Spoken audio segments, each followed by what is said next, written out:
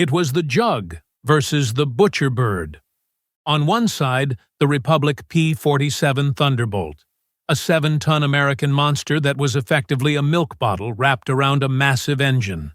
On the other, the Focke-Wulf 190, the Luftwaffe's radial engine hot rod, sleek, heavily armed, and arguably the best dogfighter of the war. If you look at the spec sheets, the German plane looks like the winner. It was lighter, punchier, and rolled like a demon. But wars aren't won on spec sheets. Today, we are analyzing why the inferior American brick didn't just survive the Luftwaffe's best fighter. It hunted it to extinction.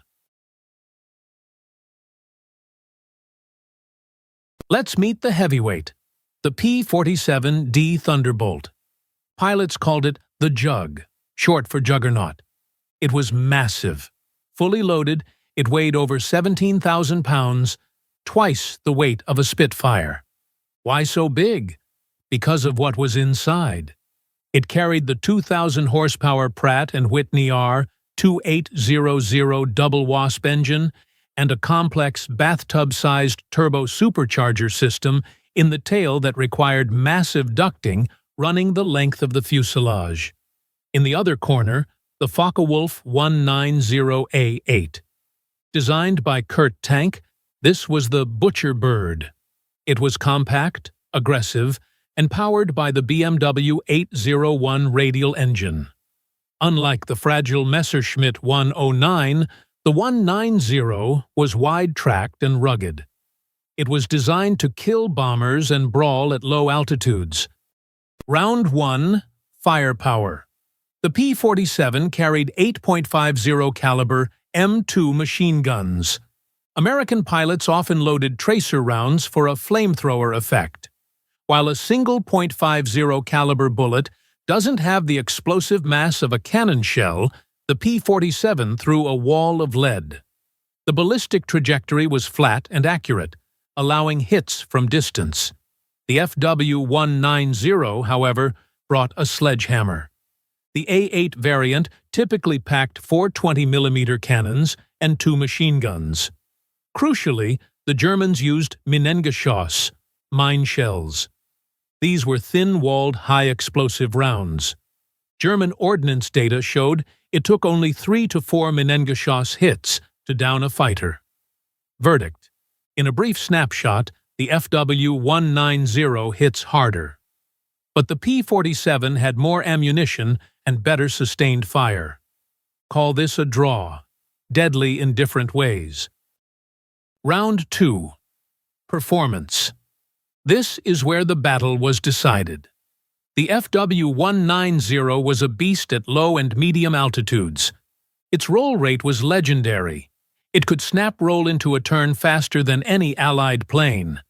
If a P-47 tried to turn fight an FW-190 at 5,000 feet, the American pilot was dead.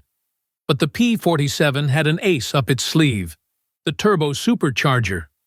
Above 25,000 feet, the BMW engine in the FW-190 struggled for air, losing power rapidly.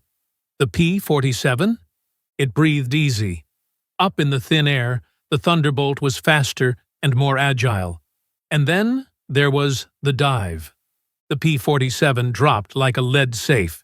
It could outdive the FW-190, hitting speeds near the sound barrier. The American tactic was simple: boom and zoom. Dive from high altitude, fire, and use the momentum to zoom back up before the German could react. Verdict: P-47 Thunderbolt. It dictated the terms of the engagement. Round 3. Toughness. There is a famous story about American ace Robert S. Johnson. In June 1943, his P-47 was shot up by German fighters. He lost his hydraulics. His canopy was jammed. A German FW-190 pulled up behind him and unloaded hundreds of rounds into the fuselage. The P-47 didn't explode. It didn't fall. The radial engine absorbed the punishment. The armor plate protected Johnson's back, and the rugged airframe held together. The German pilot, out of ammo, actually flew alongside, shook his head in disbelief, and saluted before peeling off. The FW-190 was a sturdy plane, certainly tougher than the Japanese Zero, but the P-47 was a flying tank. Verdict: P-47 Thunderbolt. Hands down. Round 4. The brain factor. How hard was it to fly these beasts in combat? Here, the German engineering was undeniably ahead of its time. The P-47 was a complex machine. The pilot had to manage the throttle, the propeller pitch, the fuel mixture, and the turbo-supercharger lever, all manually. In the heat of a dogfight, if you forgot to adjust your cowl flaps or overboosted the turbo, you could blow your engine. It was like playing a pipe organ while someone was shooting at you. The FW-190, however, had a secret weapon: the Kommandogerät, command device.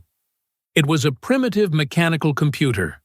The pilot had just one lever: the throttle.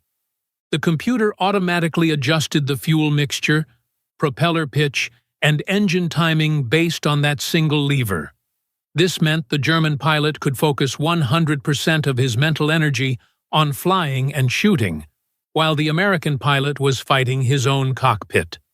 Verdict: FW-190. It was the first true soldier-proof fighter plane. So, who takes the crown?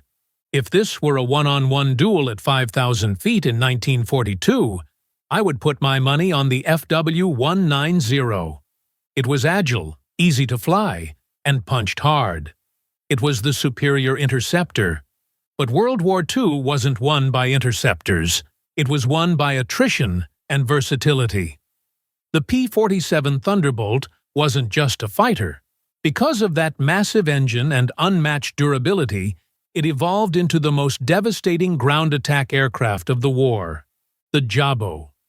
While the FW-19s were being bled dry trying to stop Allied bombers, P-47s were roaming freely over Europe, destroying the trains, tanks, and bridges that kept the German army alive. The FW-190 was a knight's sword. The P-47 was a sledgehammer. And in a total war, the hammer wins. But that's just the historical consensus. The debate among pilots has raged for 80 years. So I want to turn this over to you. I want you to imagine you are a 22-year-old pilot in 1944. You have two choices on the tarmac. Option A, the Focke-Wulf 190. It handles like a dream. The cockpit does the work for you, and you can outturn almost anything. Option B, the P-47 Thunderbolt. It drives like a dump truck, but you have 8 machine guns, and you know that even if you take a 20mm shell to the engine, you're probably still making it home for dinner. Which one do you trust with your life? Agility or armor? Let me know in the comments below. I'll be down there arguing with you. Don't forget to like and subscribe for more World War II documentaries.